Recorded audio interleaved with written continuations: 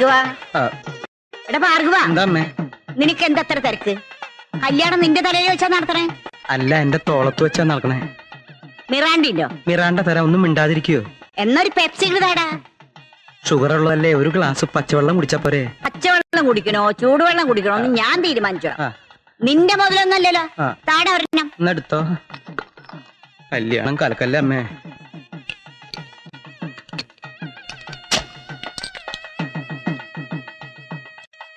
എല്ലാവരും തിരക്കായിട്ട് പറയണം.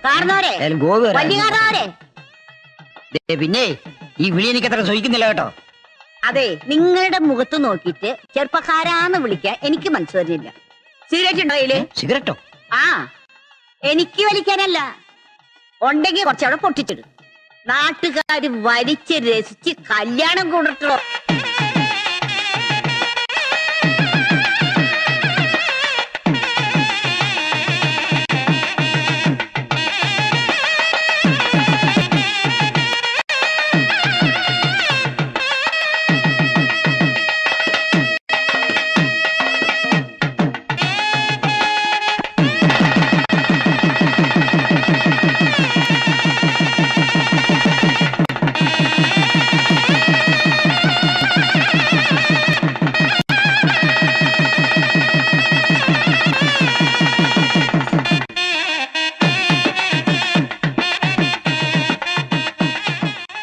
അല്ല, മൂത്ത ആങ്ങളെന്തേ പെണ്ണിനെ കൈ പിടിച്ചു കൊടുക്കാൻ?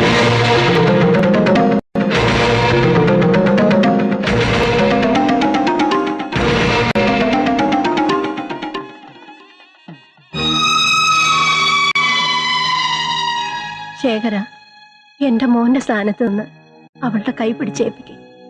അയ്യോമ്മ, ഞാൻ ഭാർഗവേട്ട മായയുടെ കൈ പിടിച്ചു കൊടുക്ക്. ഞാനോ? അതെ.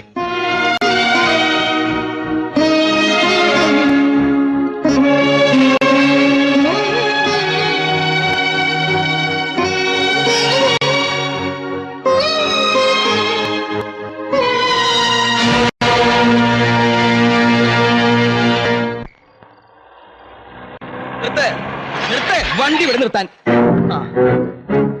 നിനക്ക് തെറി കേൾക്കണത് ഇഷ്ട? ഞാൻ തെറി പറയാൻ പോവാ. എന്നോട് എന്തിനാ? നിന്നോടല്ല, ഇവിടെ ഒരു തെണ്ടി താമസിക്കുന്ന എന്റെ അളിയൻ പ്രേമേന്ദ്രൻ. ആ പ്രേമേന്ദ്ര, ആ ചുരിദാറിട്ട തള്ള ഏത് മുറിയിലാണാവോ? ഒരു ഉണ്ടങ്കല്ല് കിട്ടിയിട്ടുണ്ടെങ്കിൽ എറിയായിരുന്നു. ലൈറ്റ് വരുന്നുണ്ട്. ഇറങ്ങി. അപ്പൊ നീ ചത്തട്ടില്ല അല്ലേ? അളിയ, എന്താ അളിയ അർദ്ധരാത്രിയില്? നിന്നോട് 2 വാക്ക് സംസാരിക്കാൻ വന്നതാ. അച്ചി വീട്ടുകാരുടെ വാക്കും കേട്ട് നീ വന്നില്ലെങ്കിലും നിന്റെ പെങ്ങളുടെ കല്യാണം ഞങ്ങൾ ഗംഭീരായിട്ട് നടത്തിയടാ. കല്യാണത്തിന് വന്നവരൊക്കെ ചോദിച്ചു പെണ്ണിന്റെ മൂത്ത ആങ്ങൾ എന്തിയെന്ന്. ഞാൻ പറഞ്ഞു ചത്തുപോയിന്ന്. അങ്ങനെ പറയുന്നോണ്ട് നിനക്ക് വല്ല വിഷമണ്ടാ? പെണ്ണിന്റെ വാക്ക് കേട്ട് നടക്കണം നിനക്കൊക്കെ ചത്തുവിടാ തെണ്ടി.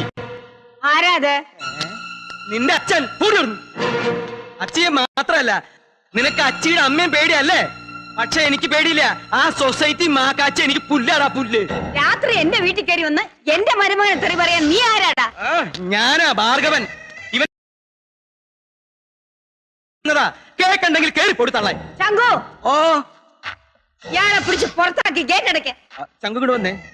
ഇവത്തെ ഗേറ്റ് അടയ്ക്കാനും തുറക്കാനും തനിക്കിവിടെ വാച്ച്മാന്റെ ജോലിയാ. ഭാർഗവ, നീ വീട്ടിൽ പോവാൻ നോക്ക്. നീ പോവാൻ നോക്കടാ അകത്തേക്ക്. എന്താ അടി കൊടുത്ത് ഇയാളെ പിടിച്ച് ഗേറ്റ് പുറത്താക്ക്. ഇവൻ അടിക്കാൻ കഴിവുണ്ടായിരുന്നെങ്കിൽ നീ എന്നെ അടങ്ങി നിന്നാനെ. അതിനെങ്ങനെയാ? അമ്മ മതിൽ ചാടിയ മോള് ഗോപുരം ചാടുന്നല്ലേ കണക്ക്. എടോ, എന്നെ തനിക്ക് ശരിക്കറിഞ്ഞൂടാ. നിന്റെ വർഗത്തെ കുറിച്ച് ഞാൻ പുരാണത്തിലൊക്കെ വായിച്ചിട്ടുണ്ട്. മണ്ടോദരി, പൂതന, ശൂർപ്പണക, പോയി കിടക്കടി അകത്ത്. ഇനി റിലീസാകാത്ത പുളിച്ച തെറികൾ എന്നെ കൊണ്ട് പറയിപ്പിക്കരുത്. പ്രേമേന്ദ്ര, നീ സൂക്ഷിച്ചോ. ഈ ഹിപ്പോപ്പൊട്ടാമസ് നിന്നെ വിഴുങ്ങും. അല്ലെങ്കിൽ എന്നതേ ഇങ്ങനെ വിളിച്ചോ. എനിക്കിപ്പോ സമാധാനായി, നല്ല സമാധാനായി. മോനെ വിരോധമില്ല, മോൻ പോയി കിടന്നു.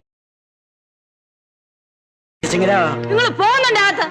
ഒരു ചുരിദാർ ശങ്കുവിന് എടുത്തു കൊടുക്കണേ, അവന് ഉറങ്ങട്ടെ സുഖമായിട്ട്. ഞാൻ വിശാലം, നമ്മൾ തമ്മിൽ പരിചയമില്ല. ശാരദ ടീച്ചറിന്റെ മൂത്ത മകൻ പ്രേമേന്ദ്രൻ വിവാഹം കഴിച്ചിരിക്കുന്നത് എന്റെ മോളെയാ. മായയുടെ കല്യാണത്തിന് ഞങ്ങൾ ആരും പങ്കെടുത്തില്ല. ക്ഷണിക്കാത്ത കല്യാണത്തിന് സദ്യ ഉണ്ട് എനിക്ക് ശീലമില്ല. എങ്കിലും ആ കുടുംബത്തിലേക്ക് വന്ന പുതിയ ബന്ധുക്കാരെ ഒന്ന് പരിചയപ്പെടണല്ലോ എന്ന് കരുതി വന്നതാ. മായയ്ക്ക് എന്നോട് ദേഷ്യം ഉണ്ടാന്ന് എനിക്കറിയാം. ഒന്നും മനസ്സിൽ വെച്ചേക്കരുത്. ദാ, എന്റെ ഒരു ചെറിയ പ്രസന്റേഷൻ വാങ്ങിക്കേ. വാങ്ങിച്ചു. രഘു അല്ലേ? ഇനി എന്നെ പറ്റി എല്ലാം മായ വിശദമായിട്ട് പറഞ്ഞു തരും. അമ്മേ ഞങ്ങളൊന്ന് പുറത്തു പോയിട്ട് വരാം. വരട്ടെ. ആ ടീച്ചറിന്റെ ഒരു ഭാഗ്യേ, ഒരു നല്ല കുടുംബത്തിൽ നിന്നൂടെ ഒരു ബന്ധം ഉണ്ടായി. എത്ര കിട്ടി? ഓ, ഞാനൊന്നും ചോദിച്ചില്ല. എല്ലാം രഘുവിന്റെ തീരുമാനമല്ലായിരുന്നോ? കുറച്ച് സ്വർണം അവളുടെ കഴുത്തിൽ കിടക്കണ കണ്ടു. അറിഞ്ഞ് എന്തെങ്കിലും കൊടുക്കുന്ന സ്വഭാവം ആ വീട്ടുകാർക്കും ഇല്ല. എന്റെ നോട്ടത്തിൽ നിങ്ങളുടെ രഘുമോന് ഒരു 5 ലക്ഷവും 100 പവനും ഒരു മാരുതി കാറും കണ്ണടച്ചോണ്ട് ആര് വേണമെങ്കിലും കൊടുക്കും. എന്തുണ്ടെങ്കിലും മുഖത്ത് നോക്കി തുറന്നു പറയുന്ന സ്വഭാവമുള്ളവളാ ഞാൻ. വിഷമൊന്നും വിചാരിക്കരുത് കേട്ടോ. ഇനി വിഷമിച്ചിട്ട് എന്താ കാര്യം? ഞാൻ രഘുവിന് വേണ്ടി അവന്റെ മുറപ്പെണ്ണിനെ ആലോചിച്ചതാ, സുലോചന. അവള് ഗൾഫിലാണെന്നുള്ളത് എന്റെ മോനൊരു അയോഗ്യത. അവളാണെങ്കിലോ അവിടെ പൂത്ത പണം ഉണ്ടാക്കിക്കൊണ്ടിരിക്ക. കാശ് ഇനിയും കിട്ടുമല്ലോ നിങ്ങൾ വിചാരിച്ചാല്. എങ്ങനെ? മായയുടെ ചേച്ചി പ്രഭാവതിയുടെ ഭർത്താവേ വലിയ കോടീശ്വരനെന്നാ പറയുന്നത്. അയാളല്ലേ ഈ പെങ്കുച്ചിന്റെ കല്യാണം മുഴുവൻ നടത്തി കൊടുത്തത്. ശേഖരൻകുട്ടിക്കാണെങ്കിൽ മായ എന്ന് വെച്ച ജീവനാ. അവളെ എത്ര ലക്ഷം ചോദിച്ചാലും അവൻ കൊടുക്കും. കുറച്ച് കാശ് കിട്ടിയ പെണ്ണ് ഗർഭിണിയായ പിന്നെ പിന്നെ ഒന്നും നടക്കുന്നു വിചാരിക്കണ്ട. നിങ്ങൾ ബുദ്ധിപൂർവം കരുക്കൽ നീക്കിയാൽ നല്ല തുക മേടിക്കാം. ആദ്യം തന്ത്രത്തിൽ കിട്ടിയില്ലെങ്കിൽ അറിയാലോ. അതൊക്കെ ഒരു അമ്മായിയമ്മയ്ക്ക് ഞാൻ പറഞ്ഞു തരണോ? എന്നാ നീ ഇനി ജോലിക്ക് ജോയിൻ ചെയ്യുന്നത്? നാളെ കഴിഞ്ഞ് പോണം. കല്യാണം കഴിഞ്ഞിട്ട് 1 മാസമായില്ല. അതിനു മുമ്പേ പോയാ ഇവൾ എത്രമാത്രം ദുഃഖിക്കും. എന്ന് കരുതി പോവാതിരിക്കാൻ പറ്റുമോ? ഇനി അവിടെ ചെന്നൊരു ക്വാർട്ടേഴ്സ് തരപ്പെട്ട് കിട്ടിയാൽ ഇവളെയും കൊണ്ടുപോകണം. ഓ, അത് ശരി. പിന്നെ ഞങ്ങൾക്ക് ആരാ ഒരു കൂട്ടുള്ളത്? എനിക്കും കൂടി ഒരു സഹായത്തിനാ നിന്നെ കൊണ്ട് ഉടനെ പെണ്ണ് കെട്ടിച്ചത്. ഞാൻ പറഞ്ഞത് മോനെന്ന് കേക്ക്. ഈ ജോലി വേണ്ടെന്ന് വെക്കേ. നാട്ടിൽ എന്തെങ്കിലും ഒരു ബിസിനസ് തുടങ്ങ്. വീട്ടിൽ നിന്ന് ദിവസവും പോയി വരാവുന്ന രീതിയിൽ. അമ്മ എന്തായി പറയുന്നത്? വേണ്ടേ? ആ, ചെറിയൊരു ബിസിനസ് തുടങ്ങാൻ പോലെ 3-4 ലക്ഷം രൂപ വേണ്ടേ? ഓ, അതിനൊക്കെ വഴിയുണ്ട്.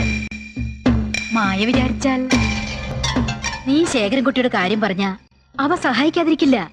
നിന്റെ ഭർത്താവിനോടത്ത് ജീവിക്കാൻ വേണ്ടിയല്ലേ. ഞാൻ എങ്ങനെ പറയാ? നീ അമ്മയുടെ പിറന്നാളിന് പോണെന്ന് പറഞ്ഞില്ലേ? നാളെ എല്ലാവരും അവിടെ വരും. അവസരം നോക്കി സംഗതി അവതരിപ്പിച്ച കാര്യം നടക്കും. Good morning Premendra. രാവിലെ എങ്ങോട്ടാ? ഞാനൊന്ന് വെളിയിലേക്ക് ഇറങ്ങിയിട്ട്. എന്താ നിന്റെ കയ്യില്? അത്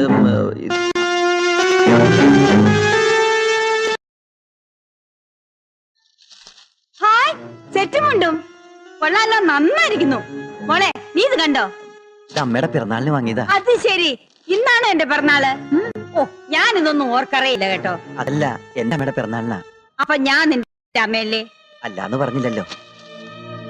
എന്റെ അമ്മയുടെ എല്ലാ പിറന്നാളിനും ഞാനുണ്ടായിരുന്നു. നീ ജനിക്കുന്നതിന് മുമ്പേ നിന്റെ അമ്മയ്ക്ക് പിറന്നാളുണ്ടായിരുന്നില്ലേ? ഓരോരോ ദുശീലങ്ങളെ. പെങ്ങളുടെ കല്യാണത്തിനേ പോയില്ല. നീ ഇപ്പൊ നിന്റെ വീട്ടിൽ കയറി ചെന്നാലേ നിന്റെ ഭാര്യയ്ക്കാ കുറച്ചില്. ആണായാലേ കുറച്ച് വാശിയും വൈരാഗ്യവും ഒക്കെ വേണം. അങ്ങനെ പെട്ടെന്ന് തോറ്റൊന്നും കൊടുക്കരുത്. അമ്മ പറയുന്നതിലും കാര്യമുണ്ട്. നമുക്ക് നല്ലതിനെ അമ്മ പറയൂ. പ്രേമേന്ദ്രന് പോവണ്ട. കൊള്ളാം, നന്നായിരിക്കുന്നു. ഞാൻ എടുത്തോളാം.